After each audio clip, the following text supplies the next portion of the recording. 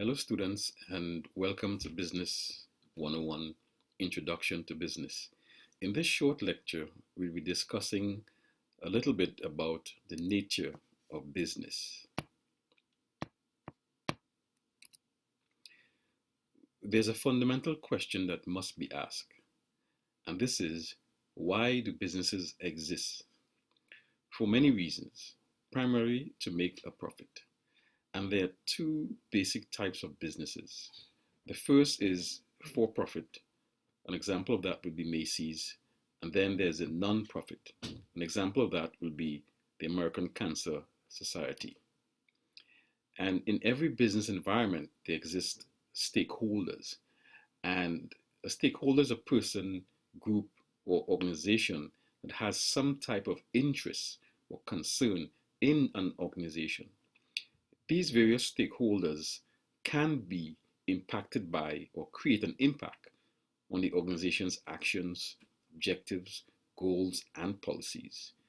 Some examples of stakeholders would include customers, employees, creditors, the government, investors, the community, etc. And for businesses to be effective and successful, there are various factors of production that must be included. And the first factor of production would be natural resources. And every business needs to have inputs. And these would include land, building sites, forests, mineral deposits, wind, etc. Also, the one important factor of production will be capital. Every business needs money for its operation. Every business needs to invest in technology, tools, information, and physical facilities. One other important factor of production would be human resources, and these would include all categories of employees. And each invention or each product, the idea stems from employees and the experiences. And the final factor would be entrepreneurship. And this includes a willingness to take risks, insightfulness, and the passion of the entrepreneur to complete and to include all that embodies risk and passion. Business also operates in a system called the private enterprise system. And this is an economic system that determines how goods and services are produced, distributed, and consumed in a society. Limited government interference would be one characteristic of this private enterprise system. And it is controlled by the forces of demand and supplies. And another name for, or another reference for the private enterprise system would be the capitalism. And the question is, how is it regulated? Well, Smith, author of The Wealth of Nations, introduced the concept of the invisible hand, meaning competition. So it is regulated by competition. That's the reason why it is so successful.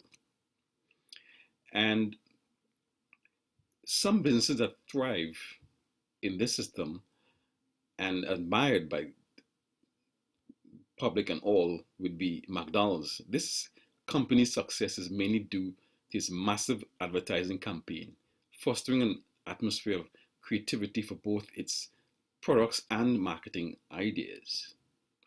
Another example of a company that's admired would be the Apple Corporation. Apple is probably the most successful corporation, which include some reasons would be one, for any product that Apple creates, the people who create it have to want it themselves.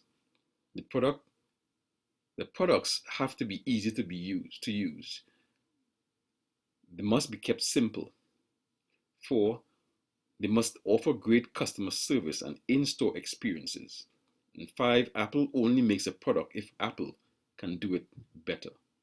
Apple stays at least 2 years ahead of its competition. So these various factors are what makes Apple the success story that it is and why it is admired by one and all. One other company that's admired by the entire world, and it's not for profit um, company, it's the Red Cross. And the success of this organization is largely due to the critical role it plays in human survival. And it makes itself visible. It fosters integration, partnership, and innovation in all aspects of its operations. So it receives donations from a wide cross section of the world's population. So it is very, very efficient and effective when it comes to receiving donations for its operations and funding its operations. So this is an example of a company that's not for profit that is also admired.